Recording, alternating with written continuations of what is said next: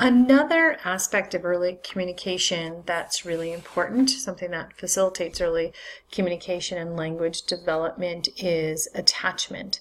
And when we're talking about attachment, we're talking about this close and nurturing relationship between caregiver and infant.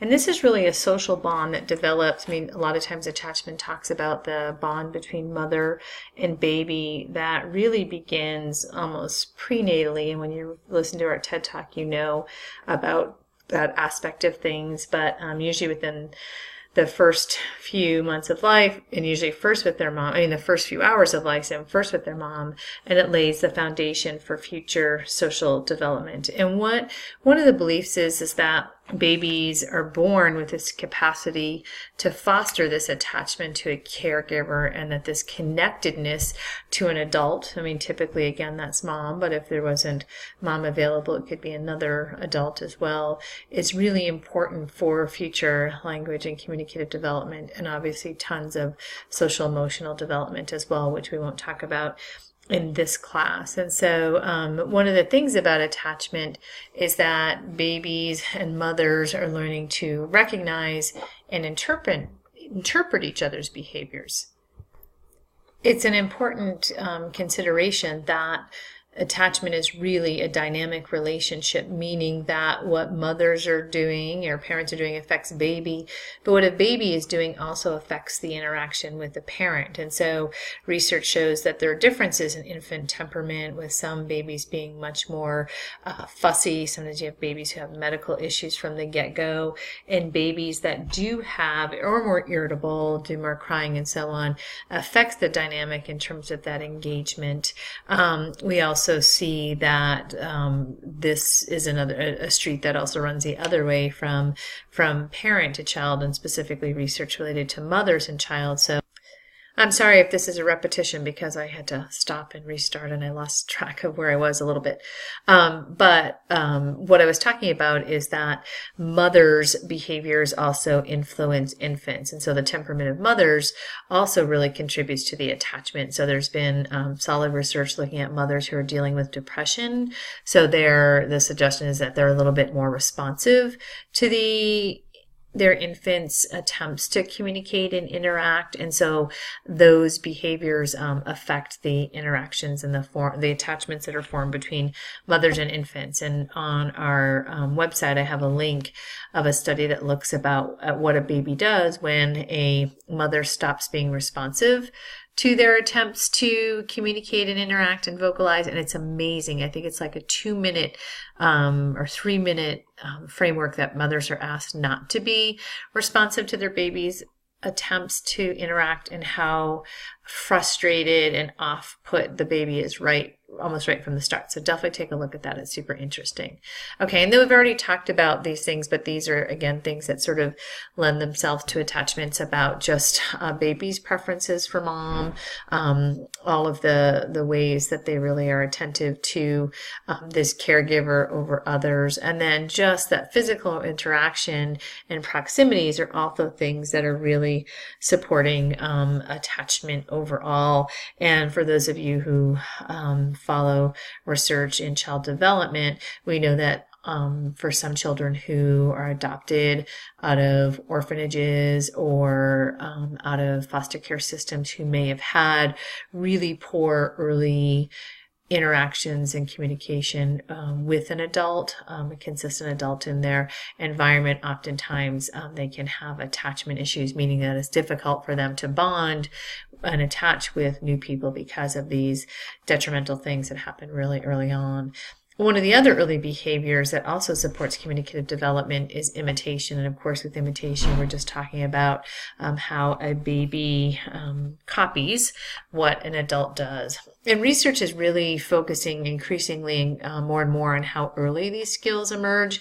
I read a study a few years ago about a researcher from University of Washington who is looking at some of these early imitation skills within like the first 2 hours of a baby being born. So it's really amazing to me that they're able to talk parents, mothers into being able to engage with their babies and get involved with this right after giving birth. But yay for moms, I guess. But that babies will try to imitate tongue protrusions and mouth openings within the first hours of birth. And so when we think about theories of language development, obviously that is something that babies are coming to the table with, and that they're also trying to imitate sounds that they hear in the environment, not obviously within the first hours of birth, but that's another form of imitation. Mother and child-directed speech, these two terms are used interchangeably, and I've seen people use the word parentese, but not nearly as much as motherese. And what we're talking about is the way that mothers interact with infants and small children, adults interact with infants and small children in ways that are different than how we communicate with older children or adults, and that there is some supportive contributions of this early behaviors to a child's language development.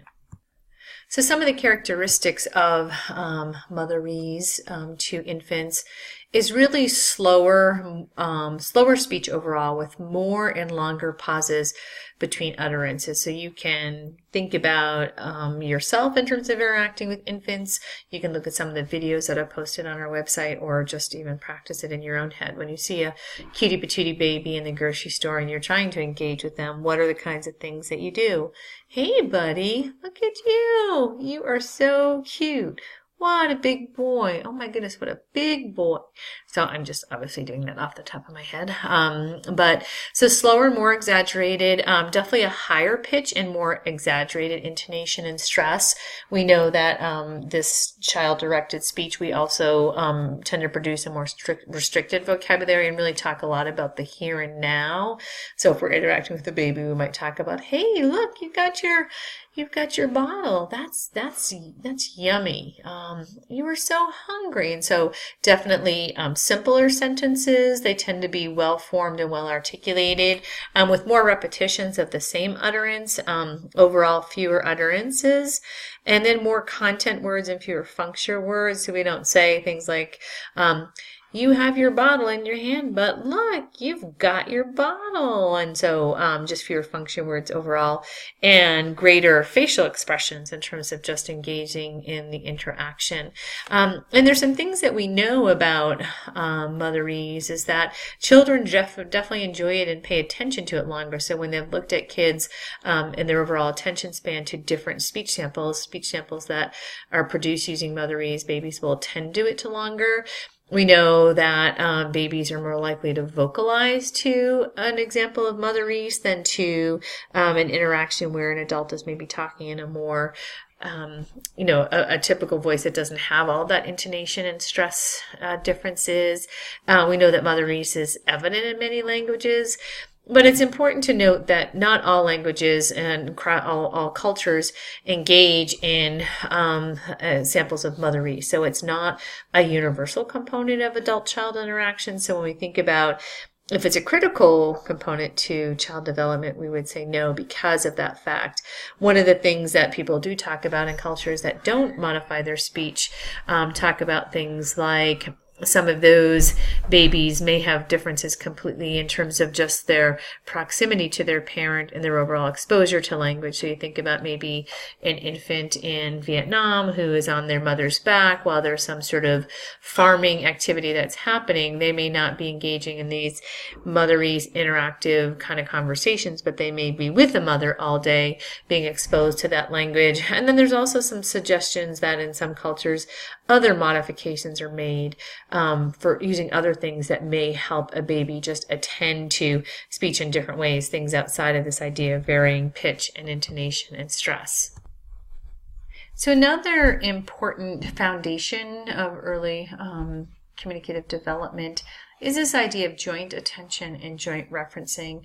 And really, joint attention, joint referencing, and we use those two terms interchangeably, really provides the basis of social interaction. So what we're talking about is the coordination of attention between people and objects for social purposes. So partners share attention on the same topic or item.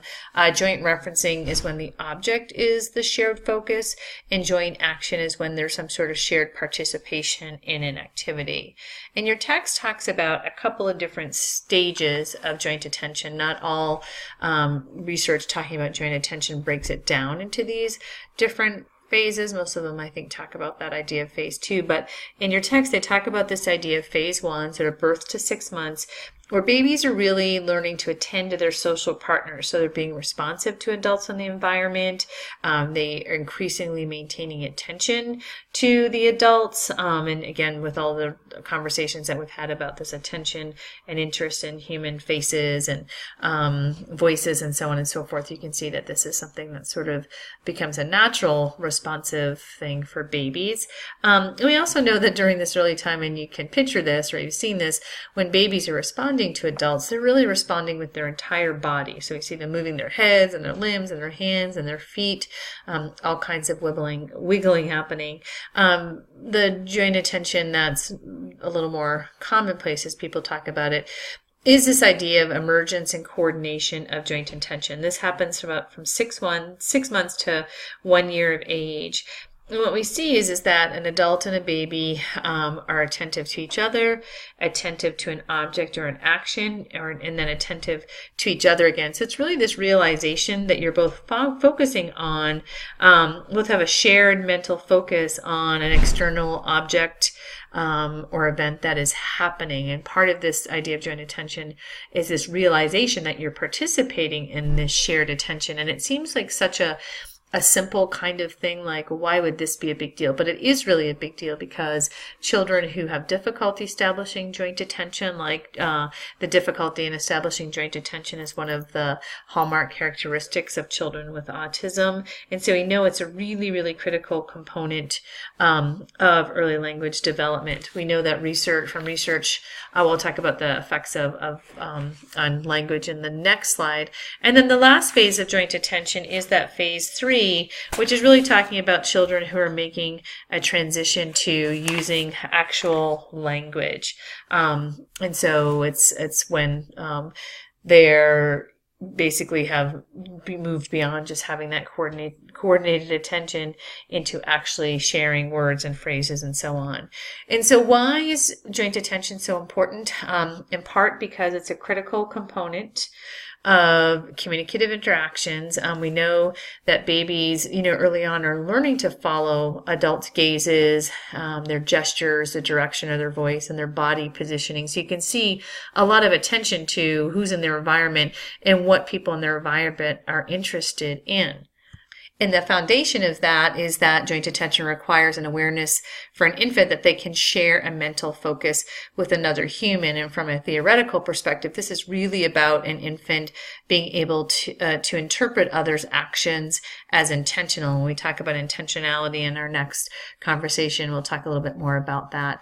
And so we know the relationship of joint attention to language development is that it correlates with vocabulary development, and particularly when adults are attentive to the child's attentional focus. So it supports word learning and intentional communication. And really key in this is the responsiveness of a caregiver. So the quality and quantity in which an adult responds to their child's communicative intent or their attentional focus really relates to first words and word combinations. And what is key is that a parent's response are consistent, they're contingent upon what the child does, and they're appropriate to the child behavior that is exhibited. And then we just have a few seconds left in this, but these are some of the ways that research shows that adults can be responsive to infants' early communicative intents. The early communication using strategies such as waiting and listening to the child. That wait time is really key. We'll talk about that more in preschool language and toddler language, but being able to follow the child's lead. Research shows being attentive to what the child is interested in versus trying to direct the child's attention to something you're interested in is really important to facilitate language. Being able to join in and play with the child, being face to face, using a variety of questions and labels, encouraging turn taking, and then expanding and extending utterances, meaning when the child says something, the adult builds on that. If the child says baby, an adult would say things like, yeah, it's a big baby. That's your baby. And that's the idea of expansion and extension. But again, we'll talk about these language facilitation strategies more in depth in a subsequent conversation. So that is it for our conversation about early communicative behaviors, and in our next conversation we'll talk about intentional communication.